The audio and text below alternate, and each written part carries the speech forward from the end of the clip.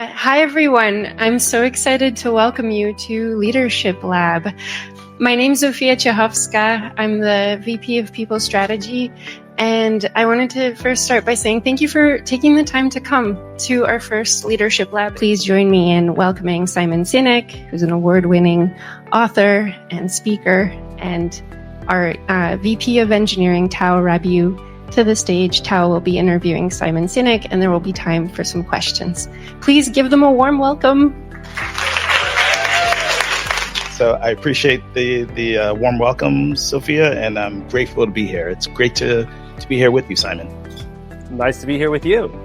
Awesome. All right, so I'm going to start with some questions, and throughout these questions, I'm going to attempt to intersperse a bit of my experience and perspective as a way of reflecting some of the things that I imagine my colleagues here are going through. And perhaps we punctuate it with some Q&A at the end. Perfect. All right.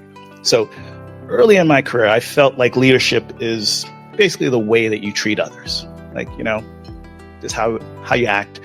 And I think I'm a nice guy, and that's how I showed up, based on those principles, until I met a manager of mine. His name is Grant English, who said, no, Tal, listen, you got to study it like a science, right? So that said, I'm curious, your take on the distinction between manager and leader, right? It resonates with me personally. So, what's the difference? And what does it look like to cultivate leadership as a skill, as a science? Yeah, great question. And I think that this is about pushing and challenging each other. And this becomes your first challenge because you introduced everybody as people managers. But the problem is no one wakes up in the morning and wants to be managed. Totally. Yeah. People wake up in the morning and they want to be led. Yeah. And the reality is you can't manage people. You can manage a process, you can manage a project, you can manage a schedule, but you lead people. It is a human function. And the best leaders that I know, first of all, like I said, usually we treat management as a position or a rank in an organization, but leadership is a responsibility, and it's the awesome responsibility to see those around us rise. Yeah. And you are right. Because leadership is a skill, number one is we have to learn it. Most of us do the jobs that we're good at, and we probably had some sort of training along the way. We may have gone to school for engineering or being a lawyer or whatever it is. Yep. Or if we didn't, the company will give us on-the-job training, and most companies have pretty sophisticated training programs, especially for junior people. Why? Because they want us to be good at the job. Yeah. That's why they look at our grades and how we did at school or how we're doing in the training program. Yeah. And if you are good at your job, you will get promoted, and you'll eventually get promoted into a position where you no longer do the job that you were trained to do. You now have to do a new job called leadership, and we often get little to no training on how to do that job. So you're 100% right. It's a skill, and the skill must be studied. Sometimes, and I expect that the company offers formal training as leaders make their way up the ranks.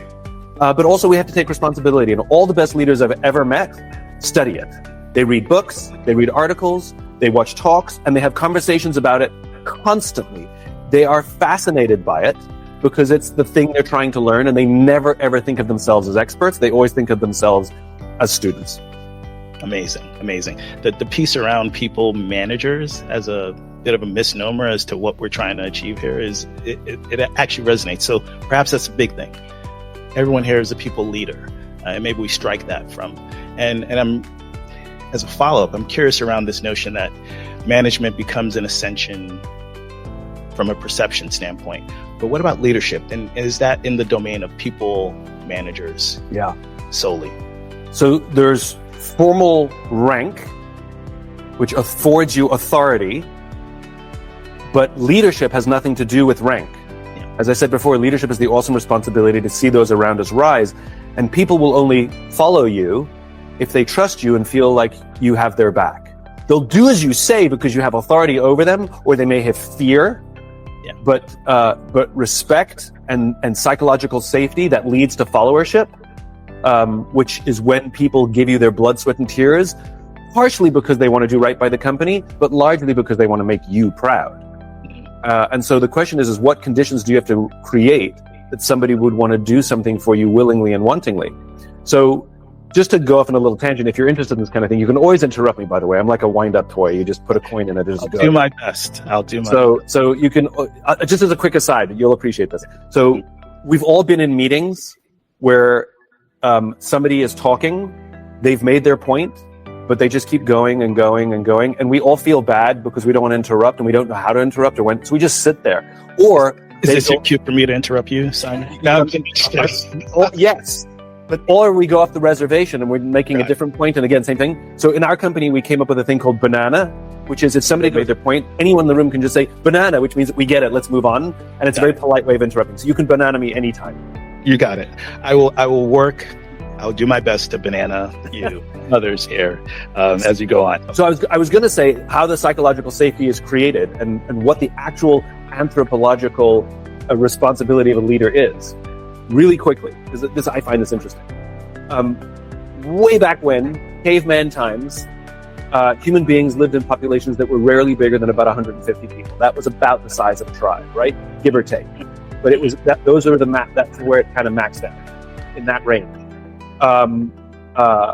And we have to help each other. We have to work together because human beings by ourselves, we're not strong. I can't kill a saber-toothed tiger, defend myself against a woolly mammoth by myself. Not going to work out. But as a group, we're absolutely remarkable. We have to remember that we're social, tribal animals. Our survival depends on each other, which means if I go to sleep, I have to trust that you'll watch for danger. Perfectly good system, and vice versa. We're constantly assessing and judging in our society who's alpha, right? So if you're the strong one in the tribe, you can shove your way to the front of the line to get the food. If you're the artist in the family, you get an elbow in the face. This is a bad system. Because if you punch me in the face in the afternoon, I'm probably not going to wake you and alert you to danger, right? Bad system. So we evolved into hierarchical animals where we're constantly assessing and judging each other who's alpha, right? And it can be based on whatever, depends on the population, what we consider alpha status. And when we assess that someone is more senior than us in the organization, we voluntarily step back and allow the alphas to eat first, right? So no elbow in the face, and I'm guaranteed to get some food. Now, we're not stupid, right? We don't give our alphas first choice of meat and first choice of mate for nothing. There's a deep-seated social expectation. I'll take that. All right. So next question. So Simon, the leadership lab that Sophia mentioned has, as she discussed, the Q3 topic called License to Challenge, right? Which is where we're thinking about as a form of psychological safety. And the belief here is that it can unlock innovation in our teams. We want to hear from them. We want them to throw out bananas and let us know when things are going awry. Right? That's the spirit. Now, however, when we say psychological safety, it can very well mean different things to each of us. For example, I could say, hey, isn't that simply just being nice we're all nice to each other. We do that. We know how to do nice. Etsy nice is what we call it, right? Can you help unpack that for us? Yeah. Like, what is psychological safety truly? And what is it? What is it not? And why is it so fundamental to success? Yeah, it's nothing to do with someone's personality. That's number one, right? Okay. I've been in organizations that are so nice, but they're so nice that they're passive aggressive, that nobody gives you any feedback and nobody tells you anything because nobody wants to offend you. And as a result, people's careers just sort of they just sort of live in the ether because nobody gives me damn feedback, right? So nice can go too far. Psychological safety is very simple. It means that I feel safe to say I made a mistake, or I don't know, or I'm struggling at home and it's affecting my work, or I'm scared, without any fear of humiliation or retribution, without any fear that it's going to affect my career. In fact, I can say these things with confidence that the team and my leaders will rush in to support me. Yeah. We've all been on teams that have that. We've also been on teams, all of us, where you would never admit a mistake or say you don't know because you fear public humiliation or being hurting your career. And so we spend our days lying, hiding, and faking. So psychological safety is very clearly the feeling safe to say those things. I love that. And, as a lead up to this meeting or this conversation that we're having, just as a proof point, I was super nervous, as I told you, and folks who know me will be like, oh, that's nonsense, Tao. But in admitting that, a lot of improvements and tweaks were made along the way. I got this little clipboard from Andrea. She's like, hey, I'll print it out for you, pal. It'll be okay. I got some pep talks from like my peers here who's like, Tao, you can do this. I'm like, okay, maybe 10, 15 minutes in, we'll see. But and I got you too, Tao. Yeah. and I love that because, the notion of it being an abstract thing and you can't connect it to real world examples, and we don't want to talk about what the benefits of it, I think is worth mentioning. So I love the example, and thank you for framing that in that way, especially the feedback piece. So that'll segue into my next question. So when I think about psychological safety, I believe that trust is a key piece, right, to this, right, which makes coaching and feedback, as you mentioned, much more productive. So, what's your take on what psychological safety looks like when it's done well? And the inverse is, what are signs that it's starting to grow within a team? Sorry. So the question you're asking is not dissimilar to, how do I make a friend, or how do I build a relationship? Which is, clearly you can't go on a first date and have trust and ask for a hand in marriage. It's ridiculous, right? But the dance that we do in building friendship and building trust in our personal lives can be somewhat short and somewhat long, but it's not instantaneous ever. And it's the same at work.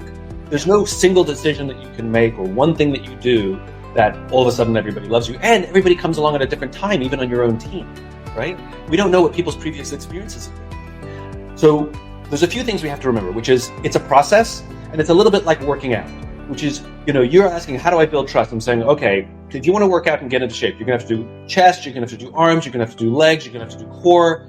And you're like, great, where do I start? I'm like, yes, just pick one. It doesn't matter. You're going to have to do it all, right? It's the same thing.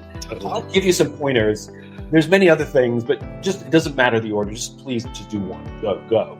So number one, which I think is one of the most important things, and you demonstrated it, Tao, which is leaders have to lead by example. Just like children follow their parents, people on a team will follow the example of their boss. If the boss lies, yells, screams, always has all the right answers, guess what you're going to get from the team? You're going to get pushiness. You're going to get people jockeying to be right all the time, right? The leader will set the example.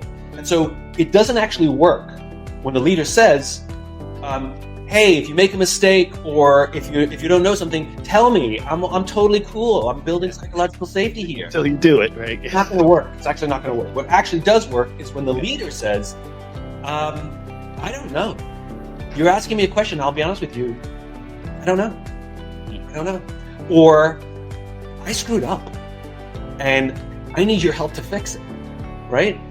Now, people are afraid of doing those things because it is that word that scares a lot of people, vulnerable, right? Because it's admitting weakness. But admitting weakness and being vulnerable and being weak and being vulnerable are not the same thing, right? So I don't want anybody to ever say, oh, I'm so nervous. I'm useless at this. I don't even know how, this is not going to go well, right? Like, that will not inspire confidence. Own it. Be confident in the expression. So for example, hey, I have no clue what's going on. I am so nervous you have no idea. And unless somebody helps me, this is not going to go well. Sounds familiar. Great. But listen to the tone of voice. It's so different. Yeah. And if the leader goes first in pretty short order, you will find that people will start to take the risk to do the same per the leader's example. And we have to welcome it. That if somebody says, I made a mistake, we can't say, what'd you do now? You go, bring it on. I gotcha. What do you need? If somebody says, I'm struggling at home, you go, it's okay. Don't worry about it. We'll take care of the work thing this week. Don't worry about it. You know? So we have to affirm those risks that people are taking. Amazing.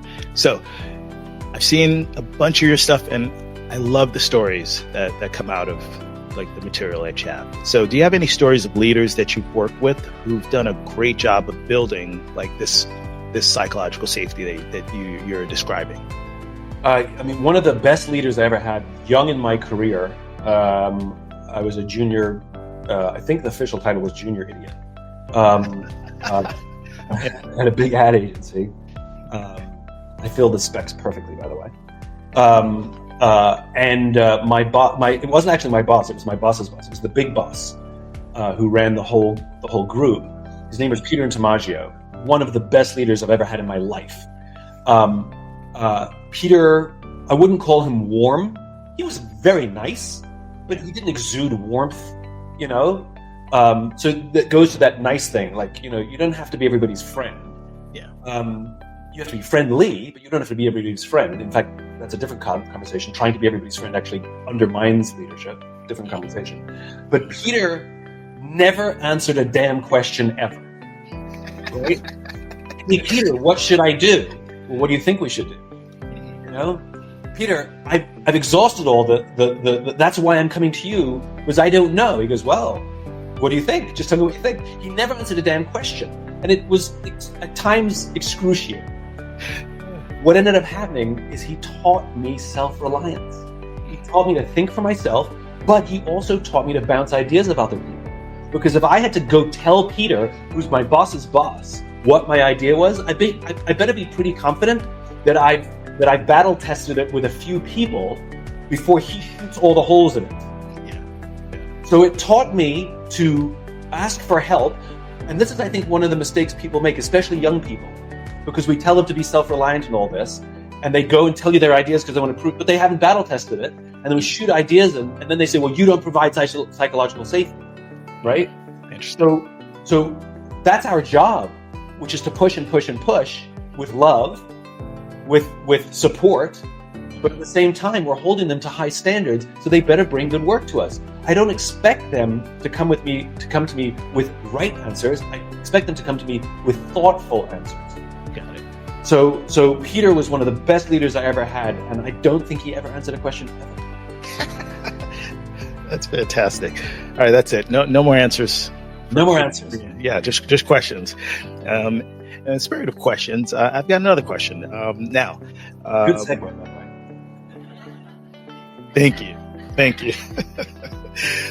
So you described Peter and his penchant for asking questions as a way of sort of triggering that for you, right? Now, what are some surefire ways in which a manager can extinguish psychological safety? Where are the minefields waiting for us? Yeah. So there was a great story that Nelson Mandela used to tell. He was asked by a journalist. Now, Nelson Mandela is a very, very important case study in the leadership world because he's universally around the world regarded as a great leader. Different people are viewed differently depending on where you go in the world, but not Nelson Mandela, which is why he's an important case, right? Because it's universal. And he was asked by a journalist, how did you learn to be an effective leader, to be a good leader? And he told the story of his childhood. He grew up as the son of a tribal chief. His dad was a tribal chief. And he said, I remember going to tribal meetings with my father. And I remember two things. They always sat in a circle, and my father was always the last to speak. Now, if you think about it, when we come into meetings, the number of times we sit at the head of the table versus sitting in the middle of the table, we create a hierarchy.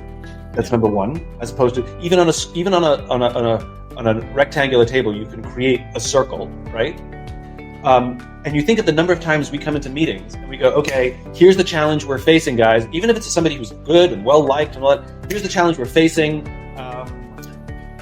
I want to get your point of view. Here's what I think, but tell me what you think. Yeah. Too late. You've either biased the room or you've made people feel that their opinions don't matter. So it takes a lot of discipline for a leader to say, here's the challenge, tell me what you think, and then shut up. And if it's quiet, don't say, anyone? Because people who need to think before they speak, not like me who just thinks out loud, right? You're doing a great time. Process. Every time you say anyone, it restarts the system. So you have to get comfortable with uncomfortable silence, and someone will break it. And you have to be good at leading the room. Now, what do I mean by that? Much is said in leadership about self-awareness. You have to be self-aware. I actually think that's very difficult. I don't know my blind spots. I don't know how people receive me, right? Self-awareness is actually very difficult. I think we have to practice situational awareness. That's more important, right? So that when you're sitting in that room and you've asked for help, you've asked for ideas, one person's doing all the talking. Are you aware of it? Can you say, Dave, love the ideas, let's hear from somebody else? Or are you in the corner of your eye, are you catching the person who goes, and you're like, hey, Stacy, you want to say something? Yeah. Or somebody who hasn't spoken at all, and at the very end you go, hey, Tao, I know you have a point of view. I want to know what it is. And the point is that a good leader isn't leading the idea set. They're leading the room. And by the way, the leader may change their mind zero based on their original thoughts, but you'll make people feel heard and you get all the benefit of all this new thinking. So you actually might learn something that actually might change your point of view. And then at the end, the leader can say, I came in here with this point of view, but I got to say, this was more valuable to me and I've changed my mind. Wow. Amazing. Thank you for sharing that. Yeah. And the takeaways here are, again, back to the skill. There's a lot of intentionality in what you describe. It's not just like, hey, just naturally hang out and high five or fist bump. No. And it's great that we have this series because I think it's going to be valuable for a lot of us to be intentional about those things that you talked about: hierarchy, facilitating, and not leading in the traditional sense. So I love that. And if I may, yes, please. This stuff is difficult. It all requires practice, and you will rarely get it right the first couple of times. It is a process, like getting in shape, right? It is a process. You have to trust the process. Yeah. And of the people who are in that room, I highly, highly, highly recommend you find a buddy, at least one, or a peer group, because it is too difficult to do this thing called leadership alone, right? It's like even parents. There's, the traditional nuclear family has two parents, but even if you're a single parent, you still ask for help from your parents and your friends. You still get feedback and input. Leadership is the same. Don't be so foolhardy to think that you can do this all alone. You need the mechanism to say, oh, I tried it today and it freaking blew up in my face. Even if it's just a cathartic venting, make sure you have a leadership buddy. Amazing. Leadership buddy. I love the concept. All right. So following this fireside, we're managers here, or leaders, if I were to reframe it, they'll all have an opportunity to learn about the different levels of psychological safety. And the one to hone in on is challenger safety, because it's the highest form that teams should strive for. So to unpack that a bit is it's the goal here is to allow us to thoughtfully challenge each other and push the status quo, right? But why is challenging so difficult for individuals? What's your assessment here? What makes it really hard to create a truly safe environment to challenge in that way? So there's multiple reasons. It's layered and messy, just like people are layered and messy, right? Yeah. I mean, some of it may have nothing to do with the leadership environment you've built. It may go back to someone's childhood. They just got yelled at all the time by their parents, for anything they said. They're going to carry that baggage with them for the rest of their lives. And so, it becomes difficult, just sort of anti their personality to do these things. Or we don't know the companies they worked at before, once bitten, twice shy. So we have to be patient that everybody comes along at their own pace, and it's not bad or wrong. No one is failing if they're not challenging, right? So there's a few things to remember, and hierarchy plays into it, right? So for example, a Marine general friend of mine, he says his test for a good leader is if the group has taken ownership of their lieutenant. So is it the lieutenant or is it our lieutenant, right?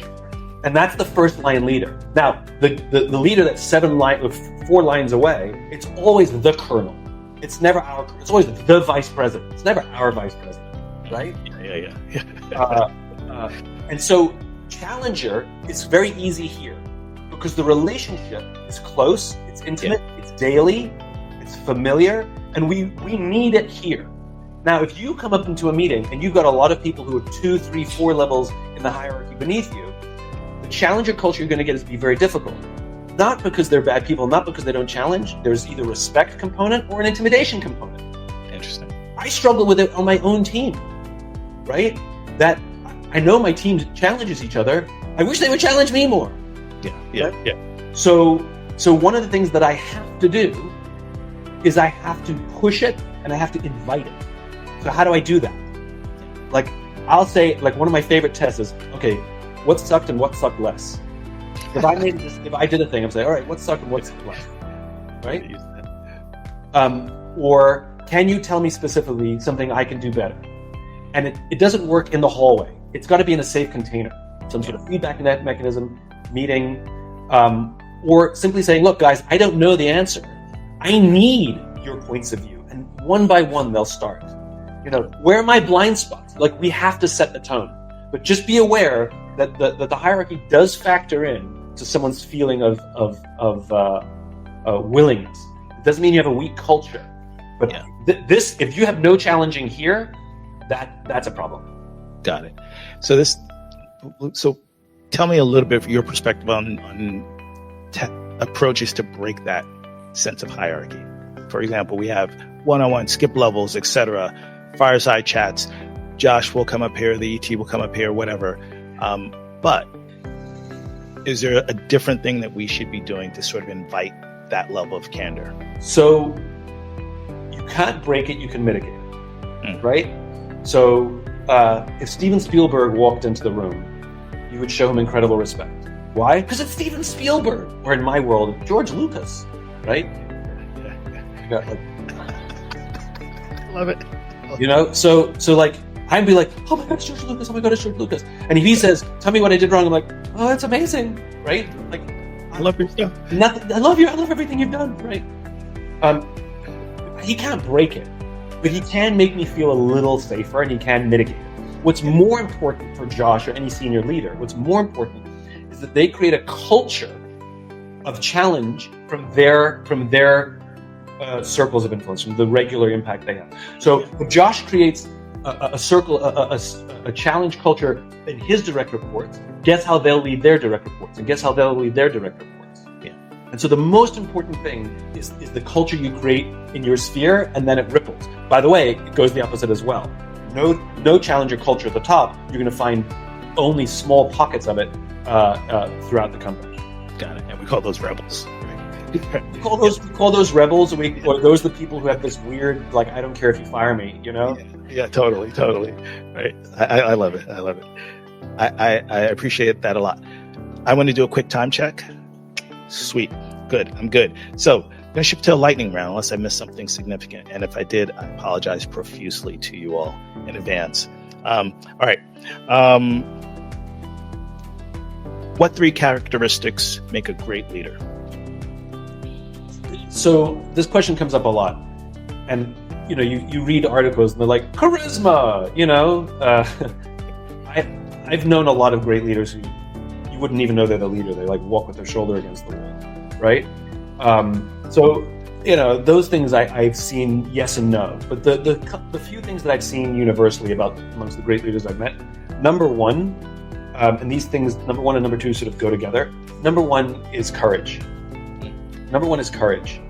The courage to speak truth to power, the courage to be honest about my own failings, my own capabilities, the courage to be open about my failings and my capabilities. Like, these things are excruciating. The courage to tell somebody something that you know is going to hurt their feelings. Like, these things, leadership is an incredibly difficult thing to do. And courage, which then begs the question, where does courage come from? And I do not believe for 1 minute that courage is a deep internal fortitude where you dig down deep and find the courage.